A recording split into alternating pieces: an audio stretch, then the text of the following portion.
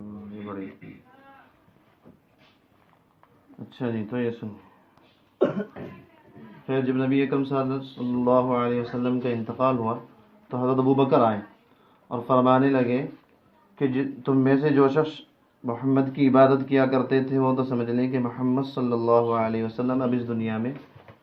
نہیں رہے، اور جو شخص تم میں سے اللہ کی عبادت کرتا تھا تو یقین کر لے کہ اللہ تعالی ہمیشہ زندہ ہے، اس پر کبھی موت طاری نہ ہوگی۔ پھر آپ نے آیتیں پڑھی وما محمد الا رسول۔ اس آیت میں فرمایا گیا کہ محمد صلی اللہ علیہ وسلم اللہ کے رسول ہی تو ہیں، اگر ان کا انتقال ہو گیا یا ان کو شہید کر دیا گیا کیا تم دین سے پھر جاؤ گے؟ حضرت عمر فرماتے ہیں کہ معلوم ہوتا تھا کہ یہ آیتیں آج ہی نازل ہو رہی ہیں۔ جب مجھے آپ کی موت کا یقین ہو گیا تو میری حالت یہ ہو گئی کہ میرے قدم میرا بوجھ اٹھانے کے لیے تیار نہ تھے اور میں بے اختیار زمین پر گر گیا۔ شدید مرض المفات میں نبی اکرم صلی اللہ علیہ وسلم کی حالت جب بہت زیادہ خراب تھی، جب آپ جماعت سے نماز پڑھنے کے لیے مسجد تشریف نہ لا سکے تو آپ نے تاکید کر کے حضرت ابو بکر کو نماز پڑھانے کا حکم فرمایا۔ حضرت ابو بکر نے آپ کی حیات میں 17 نمازیں ادا کرائیں۔ اس دوران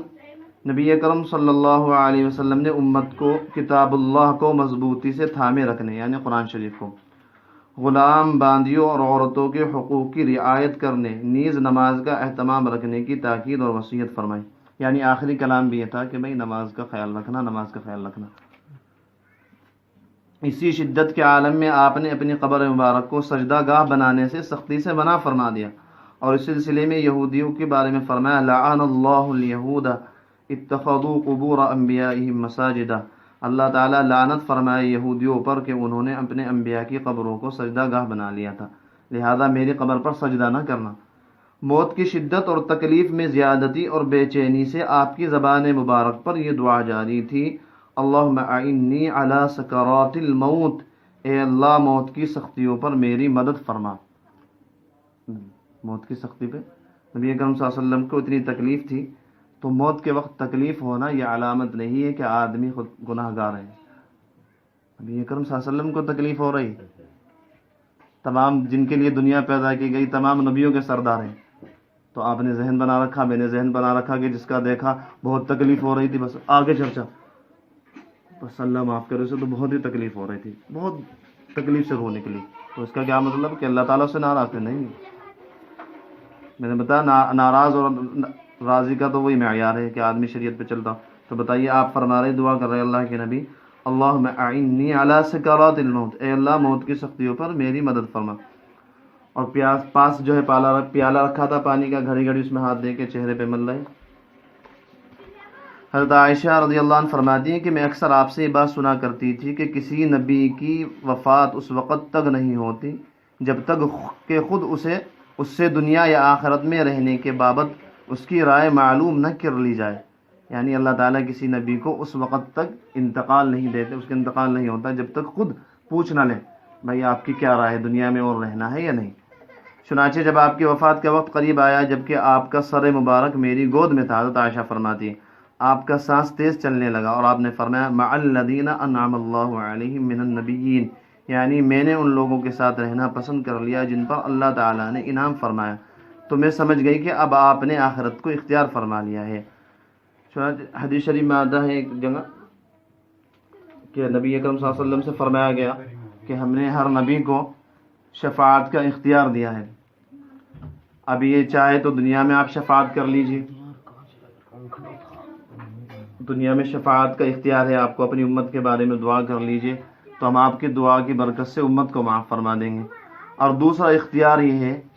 کہ آپ آخرت کے لیے اس شفاعت کو رکھیے، تو آپ آخرت میں شفاعت کیجیے، ہم آپ کی امت کی مغفرت کریں گے۔ تو نبی کریم صلی اللہ علیہ وسلم نے فرمایا فاخترت الشفاعہ، میں نے شفاعت کو یعنی آخرت میں شفاعت کو اختیار کر لیا، کیونکہ میری شفاعت سے گنہگار، میری امت کے گنہگار بہت جنت میں داخل ہوں گے۔ شفاعت تو ہوگی ہی گنہگاروں کے لیے، لیکن اب وہ کس موقع پہ ہوگی یہ بھی تو ہم اس دھوکے میں پڑ جاتے ہیں بھائی کوئی نہیں، کر لو گناہ کرتے رہو، اللہ تعالیٰ تو رحیم ہے اور اللہ کے نبی کریم صلی اللہ علیہ وسلم شفاعت فرمائیں گے، لیکن شفاعت کب ہوگی؟ وہ تو شفاعت اس وقت ہوگی ہزاروں کروڑوں سال گزرنے کے بعد، 50,000 سنہ، اللہ تعالیٰ خود فرما رہے ہیں کہ قیامت کا ایک دن ہر 50,000 سال کا ہوگا۔ اب سالوں تو وہاں کھڑا رہنا پڑے گا قیامت میں، میدان حشر میں، حساب و کتاب کے انتظار میں۔ جب لوگ پریشان ہو جائیں گے، پسینے میں ڈوب جائیں گے، ہر طرف سے پریشانی ہو کا عالم، یہ کہیں گے کہ بھائی انبیاء کے پاس جائیں گے، تمام انبیاء تو منع کر دیں گے، پھر نبی اکرم صلی اللہ علیہ وسلم کے پاس جائیں گے کہ جی حساب و کتاب تو شروع ہو کم سے کم، وہ تو بعد کی بات ہے، چاہے ہم جنتی ہوں یا جہنمی۔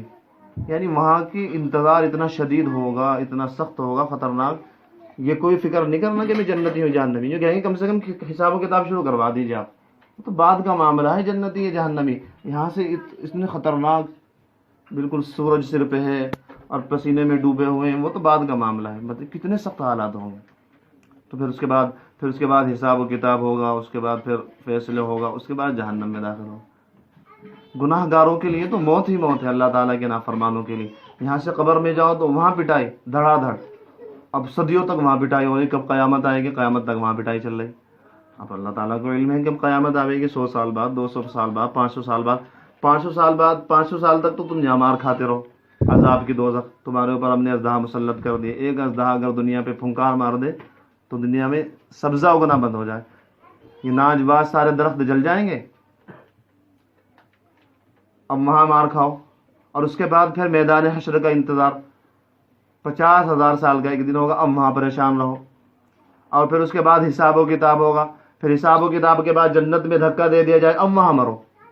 اللہ کے نافرمان کے لیے موت ہی موت ہے، موت ہی موت، موت ہی موت، ہر جگہ مرو، ہر جگہ مرو۔ اور جو اللہ کے فرما بردار بندے ہیں، جنہوں نے گناہ چھوڑ دیا، اللہ تعالیٰ کو راضی کر رہے، اللہ تعالیٰ کو راضی کرنا ہی گناہ چھوڑنا ہے، اور گناہ چھوڑنا ہی اللہ کو راضی کرنا ہے۔ نفلیں پڑھنا اللہ کو راضی کرنا نہیں ہے، تہجد پڑھنا اللہ کو راضی کرنا نہیں ہے۔ اللہ تعالیٰ قرآن میں فرماتے ہیں ان اولیاءہ الا المتقون، ہمارے